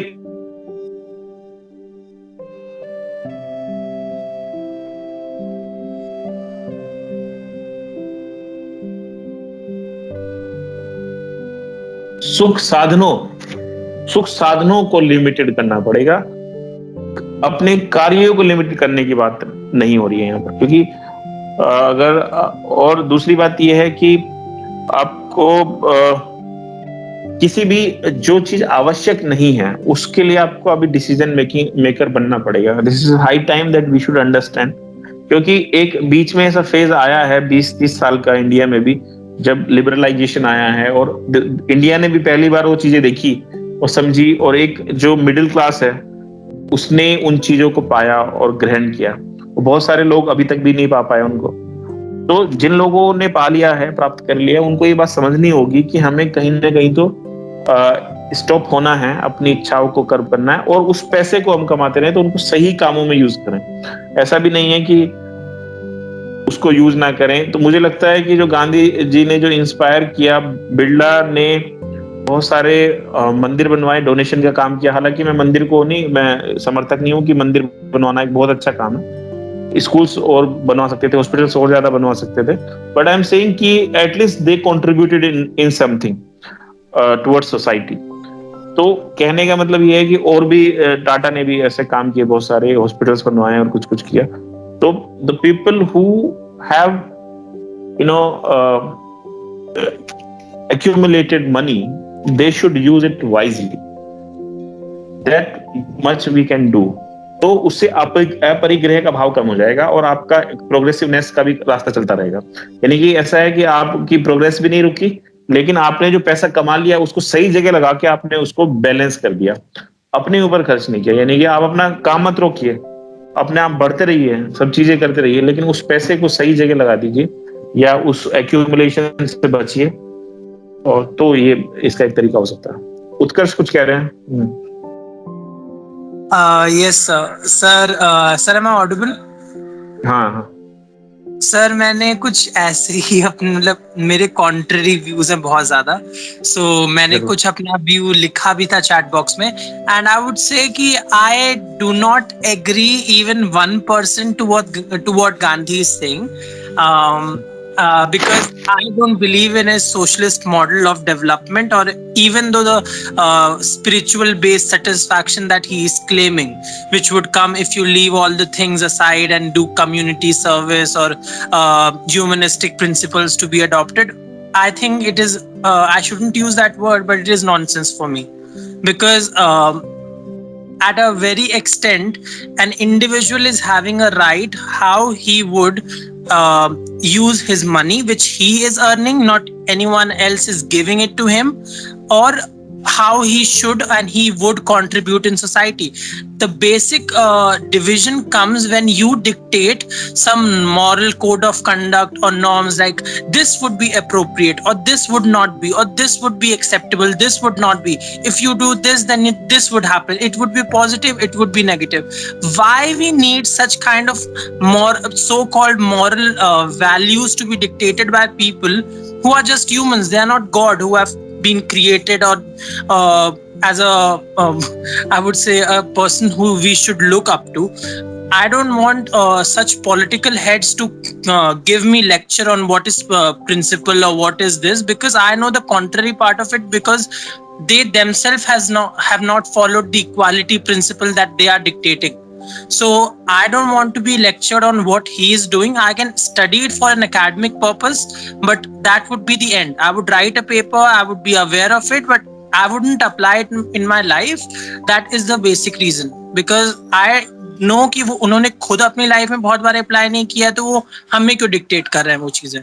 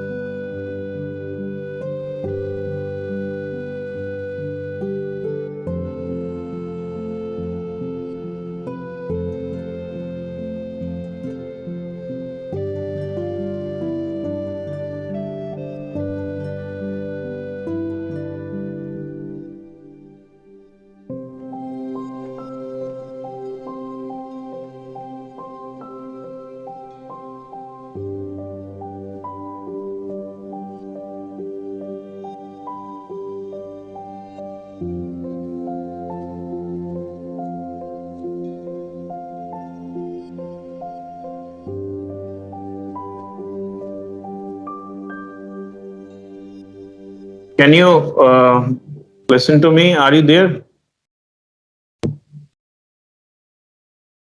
Carl? Yes sir. Oh, I'm sorry. I'm very sorry कि लाइट चली गई यहाँ पर और ये फोन से कनेक्ट नहीं हो पा रहा था, तो अभी हुआ है. तो लाइट पता नहीं क्या हो जाता है कभी कभी. I live in Ghaziabad. तो आप, मैं वहां तक सुन पाया था उत्कर्ष साहब का क्वेश्चन कि गांधी जी के किसी भी विचार से सहमत नहीं हूँ, और उसके बाद क्या बोला था, बस शॉर्ट में बता दो, मैं बस एक लाइन में बता दो क्या बोला. ओके सर, मैंने यही बोला था that I don't believe in some people who are themselves a political talking head to come up and give us speeches as to what is appropriate according to social norms and these things, because अगर उन्होंने खुद वो apply नहीं किया अपनी life में, I can frame several instances after this books that they have written where they don't have applied their own principles. And I don't need people sir जो individual को बताएं कि ये appropriate है या ये नहीं है, because I feel like everyone has this his or her own independence. अगर उन्होंने अपने hard on difficulties को face करते हुए with their determination, with their hard work उन्होंने पैसा कमाया, so it is their own right, as and no one has the right to dictate कि ये आपको करना चाहिए. So I don't want कि उनका socialist principle would be adopted everywhere, and I don't agree with them. बिल्कुल बिल्कुल. Okay, मैं उत्कर्ष आपकी बात को समझ गया. मैं I want to give the answer of this question. पहली बात तो ये कि ये आपका हक है कि आप गांधी जी की हर बात से मुतासिर ना हो, उनको सहमत ना हो, क्योंकि निश्चित रूप से एक व्यक्ति जो है अपने जीवन में कई बार किसी चीज को लेकर स्टैंड लिया है, उन्होंने कई बार नहीं भी लिया. लेकिन एक इम्पोर्टेंट बात यह है कि he has been better than many others. ये थोड़ा आपको कंपैरेटिवली देखना पड़ेगा। हमें क्या होता है कि अगर आप ये कहें आपसे कोई कि Gandhi was not a feminist, हम अगर आपसे ये कहें कि Gandhi was not a feminist, मान लो उन्होंने कुछ बात ऐसी कर दी जिसकी वजह से फेमिनिस्ट, और Buddha was not a feminist में भी कि बुद्ध ने अपने उसमें संघ में स्त्रियों को प्रवेश नहीं दिया था, but he was good at many other things. So because of one thing we can not say that he did not do anything good. मतलब होता क्या है कि गांधी जी ने हो सकता है कुछ चीजें अच्छी ना की हो। पीपल से that he could save Bhagat Singh, people से that he was wrong at many times, he was sometimes very polite towards English where he should not have been like that। तो बहुत सारी जगहों पर उन्होंने गलती की हुई इंसान के तौर पर, लेकिन उन्होंने बहुत सारे काम ऐसे भी किए जो कि एक आम इंसान तो बिल्कुल सोच भी नहीं सकता। दंगों के बीच में जाके खड़े होकर रुकवा देना, नोआखली के दंगों में वो अकेले चले गए थे और उन्होंने बहुत लोगों को एकदम रोक लिया था। कुछ लोग कहते हैं कि he also appeased Muslims many a time। तो some people argue कि ऐसा नहीं था, वो चाहते थे कि बैलेंस सा बना रहे और किसी भी तरीके से झगड़ा खत्म हो, अगर किसी भी एक पक्ष को थोड़ा भी महत्व भी दिया जाए कभी कभी, उससे दिक्कत नहीं। तो बड़े बड़े चीज के लिए कभी कभी छोटी दिक्कतें पेश की, ऐसे आरोप भी उन पर लगते हैं।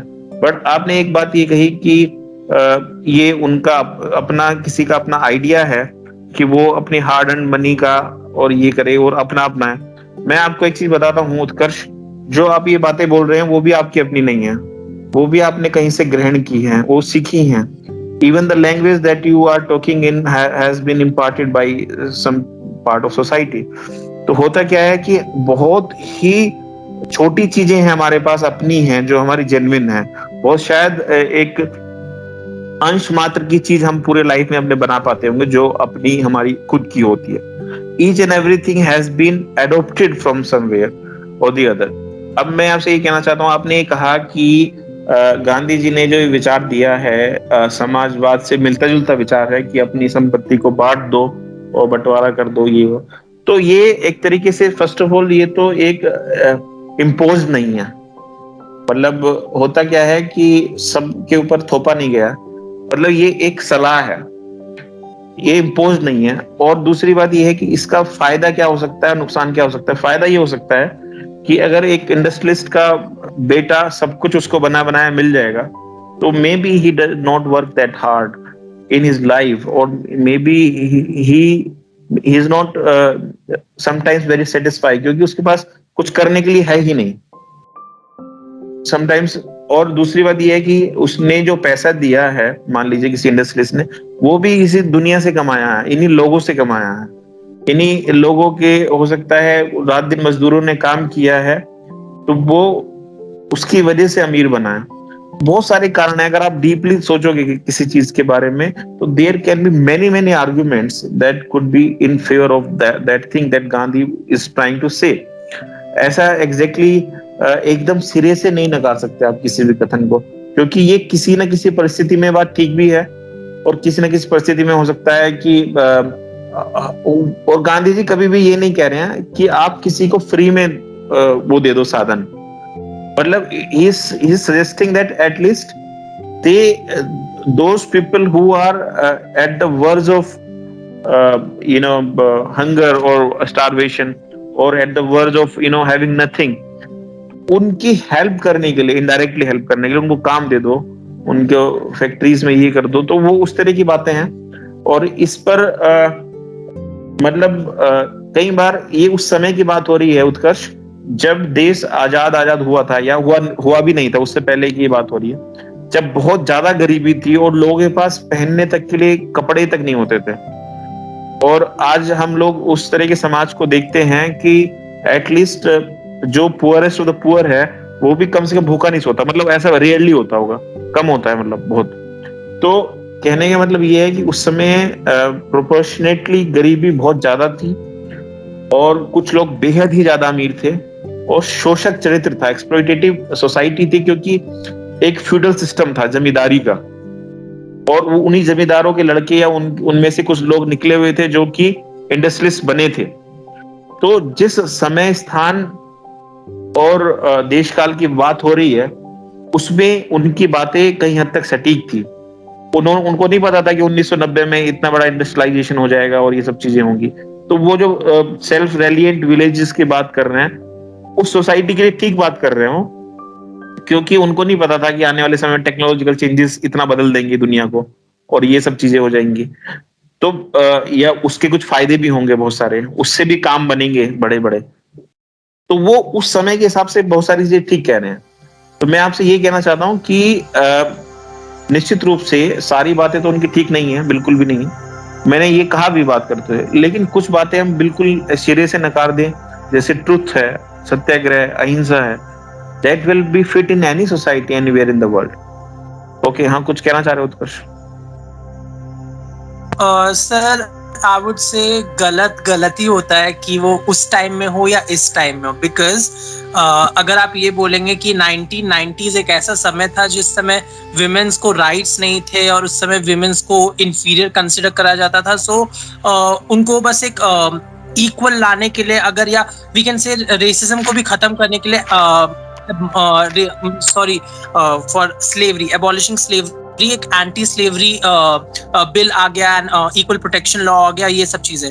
बट तब भी इन दैट वेरी सिचुएशन अगर आप बोलो कि उस समय इक्वालिटी नहीं थी, ये नहीं था, तो actually there was a discrimination, वो प्रिवेल कर रहा था उस समय। एंड अभी वो कन्वर्सेशन करना या सेइंग दैट वो उस समय का टाइम था तो उस समय जो हो सकता था किया गया, but still it is discriminatory. So I am saying the same thing कि अगर गांधी ने उस टाइम पे सोचा, सो अगर उनकी थॉट प्रोसेस इतना वीक था कि वो आगे सस्टेन ना कर पाए, तो obviously that would be criticised by people. अगर वो ये बोलते हैं कि मैकेनिज्म आना नहीं चाहिए जिससे हम ज्यादा लोग को एम्प्लॉयमेंट दे पाए, so obviously someone would not be that sort of the idiot कि वो नहीं करेगा, because he has to face the competition in the world.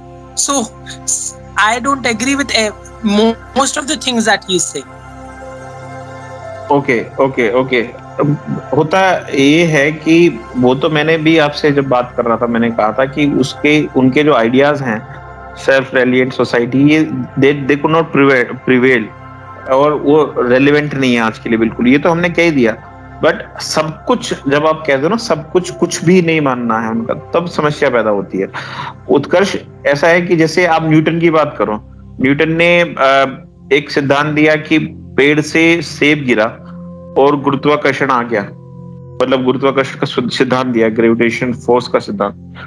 तो अगर न्यूटन अपनी लाइफ में फेमिनिस्ट नहीं थे फॉर एग्जाम्पल, तो can we say that he did not contributed? और ये जो फिनोमिना फेमिनिज्म या फिर जेंडर इक्वालिटी या फिर ये सब चीजें हैं, ये पहले से ही सबके दिमागों में हमेशा रहेंगी, ये जरूरी नहीं है। जैसे आप ये चीजें इसलिए जानते हो आज, और मैं इसलिए जानता हूँ क्योंकि हम उन थ्योरीज को पढ़ रहे हैं, क्योंकि हम उन थ्योरीज को समझ रहे हैं। एक नया आइडिया और नया विचार एकदम से आना सोसाइटी में, इगैलिटेरियन बनना या वो उस तरह की चीजें करना, दैट्स मतलब ये समय लगता है इन चीजों में और चीजें होती है। इसकी वजह से हम उनके दूसरे कॉन्ट्रीब्यूशंस को नहीं नकार सकते। अगर गांधी जी ने ये बात गलत बोली है कि मान लीजिए कैपिटलिज्म गलत है, बिल्कुल मान लीजिए, तो इसका मतलब उन्होंने कोई कंट्रीब्यूशन नहीं दिया अलग क्षेत्रों में, दैट्स ए डिफरेंट थिंग। मैं ये कह रहा हूँ आपसे, सारी बातें ठीक नहीं है उनकी, but many things that he said are specially in terms of philosophy और लीडिंग ए लाइफ और गेटिंग सेटिस्फेक्शन। बिकॉज अभी आप 20 साल के हो उत्कर्ष, जब आप 30, 40, 50 साल के हो जाओगे तो आपके सोचने का नजरिया अलग तरह का हो जाएगा। किन चीजों में कह रहा हूं मैं? सेटिस्फेक्शन को लेकर। अभी आपका सेटिस्फेक्शन क्या है? गेन में है सब कुछ, और होना चाहिए, मैं ये नहीं कह रहा हूं कि नहीं होना चाहिए, but with the time passing on our priorities change, with the time passing on our thought process change also. Even in his life, Gandhi changed his viewpoints many a time. 1908 में जो वो लिख रहे हैं स्वराज में, 1920, 22, 24 में जो चीजें लिख रहे थे, उसमें बड़ा अंतर था और उन्होंने माना अपनी कमियों को। This man is great because he also admitted his mistakes and the thought process that he had, admired earlier in his life. उसको उन्होंने क्रिटिक खुद भी किया। बहुत सारे लोगों में इतनी हिम्मत नहीं होती, इतना दम नहीं होता ये सच बोलने का कि देखो गलत तो बहुत लोग होते हैं, लेकिन उस गलती को स्वीकार करना और दूसरी बात यह है कि कुछ आइडियाज ऐसे दे देना सोसाइटी को जो वास्तव में अच्छे हों, वो बड़ी बात है। तो मैं यही कहना चाहता हूँ कि तुम्हारी बात ठीक है कि गांधी जी हमेशा ठीक नहीं थे, बिल्कुल मैं इससे सहमत हूँ, लेकिन कुछ बातों में तो वो ठीक थे और ये इंडिविजुअलिस्टिक है।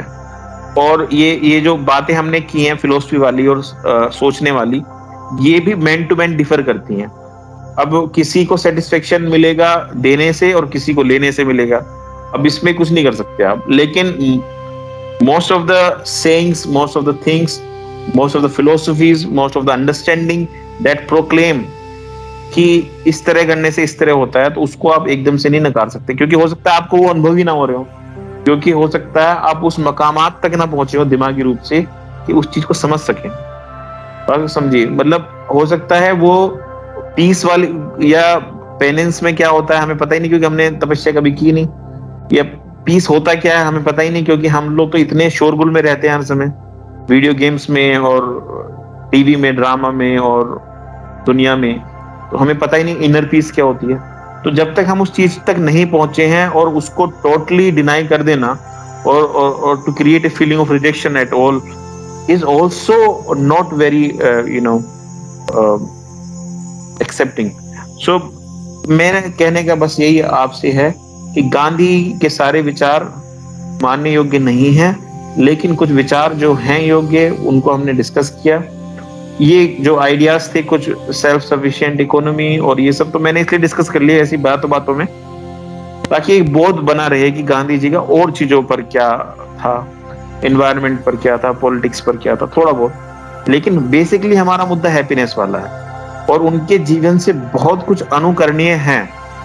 भले ही उनकी सारी बातें सच नहीं है, सारी बातें ठीक नहीं है, लेकिन वस्तुतः फिर भी बहुत सारी चीजें सीखी जा सकती है in comparison to other people we know. एक गांधी जी एक ऐसा सब्जेक्ट है जिनके समर्थक भी बहुत सारे हैं और आलोचक भी बहुत हैं, और मैं यहाँ पर एक शिक्षक के नाते ना तो मैं समर्थक हूँ और ना मैं आलोचक हूँ, बट मैं इस बात का आलोचक हूँ कि पूरी तरीके से वो गलत नहीं थे। मतलब इस बात को मैं मानता हूँ, इतना मैं कम से कम मानता हूँ। तो और किसी को कुछ कहना है तो बताइए, नहीं तो खत्म करते हैं। हालांकि उत्कर्ष ने बातें बड़ी अच्छी रखी और बहुत ही जरूरी है, ऐसा मैं बार बार कहता हूँ कि आप असहमति प्रकट करें और सोचें और बार बार सोचें, और ये भी सोचें कि जब इस तरह की बातें सोचते हैं कि बहुत सारे लोगों ने उनको बहुत बड़ा आदमी क्यों माना, महात्मा क्यों माना, और कुछ गलतियां तो सबसे होती हैं, लेकिन उन्होंने हो सकता है कम गलतियां की हो, तो उन पर भी ध्यान दें। ठीक है, तो that's it for today. Should we stop now और anything else from anyone?